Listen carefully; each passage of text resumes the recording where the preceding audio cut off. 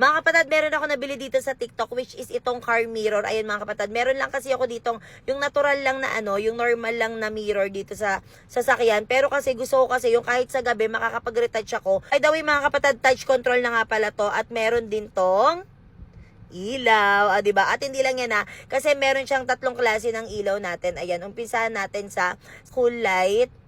Tapos meron tayong natural light at syempre yung warm light natin mga kapatado, 'di ba? Ang bongga na. At the same time, pag nalobot siya, walang problema kasi meron siyang charging port dito. At pwede ka na makapag-retouch kahit gabi, 'di ba? Kaya kung gusto mo rin ng ganyan, ilalagay ko sa yellow basket, mura lang 'yan. Tignan niyo kung gaano kaganda yung nabili kong short dito sa TikTok. 'Di ba? Cargo short siya na pwede sa mga plus size katulad ni Ate Aya. Meron siyang iba't ibang size at feeling ko accurate naman yung size niya kasi yung sa akin, binihis ko lang din sa kung anong size ng waistline ko. By the way, ang suot ko nga pala is yung 5XL nila. Medyo maliit yung sizing. Ako kasi ang size ng bewang ko is 36 and okay naman siya. Medyo maluwang lang siya ng konti, pero okay lang yun. Di baling maluwag kaysa masikip kasi di ba mahirap ng remedyoan yun. So, ayan, napakaganda. Tignan nyo naman. Diba? At ang comfy niya isuot. Super cutesy. Kaya kung gusto niyo ng ganito, i-check niyo na yung yellow basket. Tignan nyo kung gaano kaganda yung nabili kong case dito sa TikTok. Talaga sa hinahanap ko sa mga case is kayang protektahan yung lens na meron ako. Kasi nga, yung mga nabibili kong case before is nagagasgas talaga yung mga lens ko. Syempre, sino ba naman may gusto na magasgas ang lens ng iyong cellphone? Tapos, as makakalimutin na babae, lagi ko talaga nakakalimutan yung mga card ko, yung mga reward card ko, pagka umaalis ako. So, ang ginagawa ko talaga, iniipit ko pa sa mismong likod ng case kong ganito. Buti na lang, nakakita ako ng case na pwedeng lagyan ng card. Diba? Actually, dalawang card kasya dito at the same time, hindi lang siya basta-basta lagay ng card kasi pwede mo rin siyang gawing cellphone stand. Ayan, pag manonood ka ng movie, pwede yan. Ayan. At the same time, kung titingnan nyo, parang medyo bulky siya, pero hindi. Magaan lang din siya sa personal. At the same time, kitang-kita yung loob ng, or yung pinakakulay ng phone nyo, kasi clear case na rin siya. Gusto mo ng ganito kagandang case? Well, ilalagay ko na sa yellow basket. Tignan nyo kung gaano kaangas yung nabili kong phone stand dito sa TikTok. Diba? Katanga ka dito. Tsaka dito, pupunta ako. Diba ang angas? Meron siyang motion detection. Tuwa ako kasi meron na palang ganito. Akala ko super duper mahal na mga ganitong phone stand. Hindi pala. Sa mga nag-uumpisa dyan na nagko-content creator na nahihirapan kumuha ng mga angulo-angulo kasi nga diba minsan lalakad-lakad tayong ganyan. Tapos pupunta tayo dito. Diba? Hindi ka na mahihirapan kasi dito sa phone stand na to, meron na siyang motion detection. So, hindi mo na kailangan maglagay ng iba't ibang angle na camera. Meron na siyang remote na i-connect mo sa phone mo para hindi ka na mahirapan magpa-picture sa ibang tao kasi hindi yun, iba yun. So, i-connect mo yung phone na to dito sa cellphone mo. Pakita ko sa inyo. Kinetect ko na tong remote dito sa phone ko at, diba? Pwede ka lang mag-selfie, mag-picture-picture kung wala kayong kasama, kung ikaw lang nagta-travel mag-isa. Pwede na kasi nga meron na siyang remote. Kung gusto niyo naman na nasa lamesa lang din to, huwag kayong mag-alala kasi meron na rin siyang stand na para sa lamesa lang. Tatanggalin niyo lang mismo tong motion detection and then pwede na kahit saan mo ipatong. Hindi lang yun kasi super long na rin to na tumahaba for up to 1.8 meters. Diba? Ganyan talaga siya kataas. Kung magsiselfie ka naman or magbi-video kasi medyo madilim, huwag ka mag-alala dahil meron na siyang kasamang ilaw dito sa gilid. At meron na rin siyang 3 available modes which is the warm, white, soft white. Nag-invento. At meron din siyang blinking. Blinking! Ano tayo dito? Strobe daw. So, rechargeable na rin pala tong ilaw na to. Ulitin ko, kung naghahanap ka ng ganitong phone stand na merong motion detection, nandiyan sa yellow basket, mag-check out ka na. Kasama mo buong buhay mo, ang kulang na lang, mahalin mo rin. Pinili akong bracelet dito sa TikTok at nagte-trending ngayon siya. Ito siya, ang cute niya. Nagustuhan ko siya kasi yung lock niya, instead na yung nakasanayan natin na kiniklip na ganun, di ba sirain yung mga ganun, is ganito siya, di-adjust siya, para siyang yung sa mga bag. Ito, di ba? Di ganyan siya. So, hindi ka na mahihirapan. Pwede mong ikabit tong bracelet na to sa sarili mo nang ikaw lang. Hindi mo siya kailangan. Ay, hindi ganun. Lang siya, i-adjust mo lang siyang ganyan.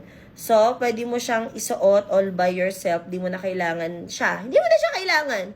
So, ayan siya. Ang cute, oh. Pwede din siya kahit sa mga chikiting. Ayan, oh. Kung meron ka mga kapatid, Jonakis, ayan. Pwede siya. Kasi hindi siya yung, hindi siya mawawala or hindi siya mabilis mapigtas. Kasi nga, ganito na yung lock niya. And super simple lang niya at the same time. Parang elegant din niya isuot kasi ganyan lang siya. O, diba? Ang sakit ng ulo ko. Wait lang, ha? Ay, hindi ganun. Kung gusto niya rin ng ganito, mura lang din to. Check niya sa Yellow Basket. Ay, pataka. Basket audio.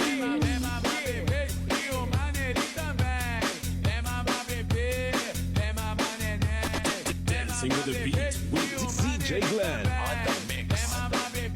Mga kapatid, meron na naman ako nabiling bagong bag dito sa TikTok at tignan nyo kung gano'n siya ka-cute, oh. Hala, sobrang ganda! May bago na akong paborito! So, kung titingnan nyo siya, parang maliit lang siya dito sa camera, pero sobrang spacious nito, mga kapatid. Ang dami nyong pwedeng ilagay. Ang dami mong pwedeng ilagay dito. Ayan ako, meron ako dito mga perfume. Ayan, nilagay ko dito. Pero, sobrang laki pa rin. Actually, pwede ka pang maglagay ng kahit na ano dito. Wallet, phone, lahat. Tablet, kasya nga dito, eh. Ayan, at tignan nyo kung gano'n siya kaganda. O, diba? Super cute, see? Actually, pwede nyo rin siyang ipangregalo kasi tignan mo naman. Diba? Hindi siya basta-basta lang. Marami tong available color dyan sa ating Yellow Basket. Pero kasi ako, sobrang nagustuhan ko talaga tong pearl white na to. Kung bibilin mo to sa mall, for sure, mahal to. Pero magugulat ka sa presyo kapag tinignan mo yung Yellow Basket, kaya mag-check out ka na rin. Meron akong nabili dito sa TikTok na corset na gustong gusto ko. Kaso ang problema, hindi nagkasya sa akin. Pero pinasuot ko siya sa kapatid ko. Tignan nyo kung gaano kaganda. Ay! Pakita mo pati likod. Ganun talaga. Kasi nga hindi siya kasya sa akin. So, ayan, diba? Na-adjust yung likod niya, yung corset na yan. Tapos, halika lumapit ka dito. Papakita natin. Yung gilid nito is merong zipper. Tapos may kamay mo. Ayan. So, meron siyang meron siyang zipper din sa gilid.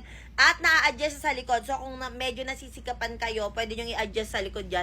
Tignan nyo ang ganda. O, sayang hindi kasi siya kasya sa akin. So, kasya lang to for up to large na body frame. Ako, feeling ko kasi XL na ako sa ganitong size. O, ako naghahanap ka ng corset top na ganyan. O, pang malakas sa pang mga event, panalong-panalo. Ilalagay ko sa Yellow Basket. Nahihiya na siya. Tama na.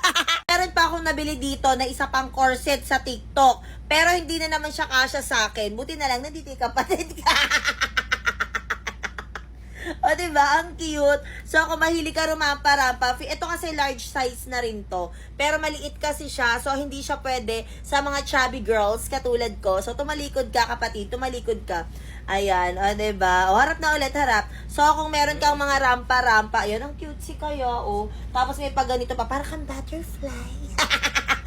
Diba, ang cute? So, ulitin ko, hindi siya pang plus size. Large body frame na to, ha.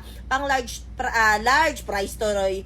Large size na to, pero hindi siya kasya sa akin. Large to XL kasi ang body frame ko. So, yung kapatid ko na to, ano bang ano ka? Large ka din, pero kasi medyo malaki ang aking bugelya, kaya medyo hindi talaga siya kasya. So, kung gusto nyo na ganyan, ang sama naman ang loob mo!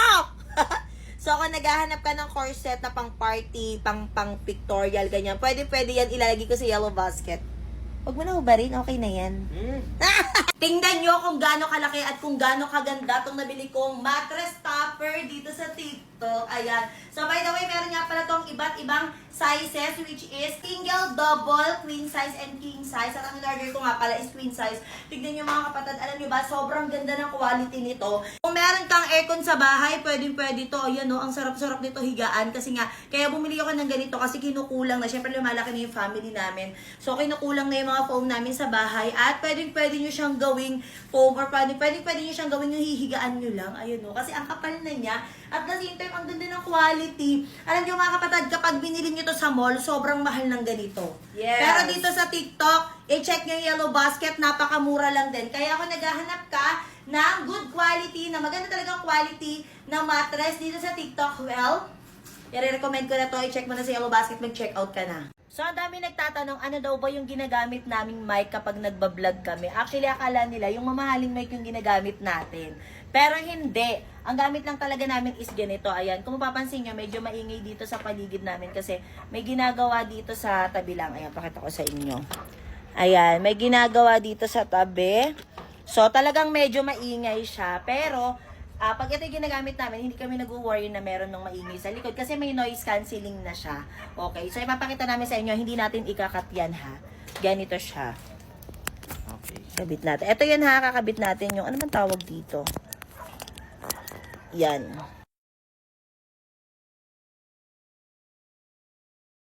At hello, Mike, Tess, magsalita ka. Hello! Huwag kainin yung ano, Hey. babaho. Sound Sound check, sound diba? check. Diba? Hindi nyo na maririnig yung mga ingay sa paligid namin kasi nga may noise cancelling paulit-ulit. Tama. Tapos, may kasama na siyang dalawang mic. Ayan, dalawang mic na siya. At alam mo, ang nagustuhan ko dito, may magnetic na siya. Ayan. Oh! Woohoo! O, diba? Wihee! Ay, hindi. Kainis. Ayan, pag binili nyo to, meron na siyang kasamang ganito yung lagayan. Hindi ko kasi... Oh! Kuya, natanggal. Oink! Woo! Diba? Ganun lang siya. Tapos, may, di magnetic na rin siya. Meron siya dito, ididikit dito. Hindi ko kasi na, nasa car eh. Oh, Ay, nasa car! Oo.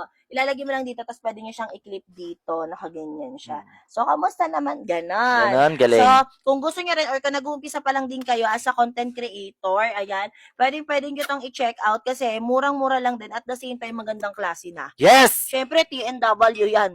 Baka naman. Charis.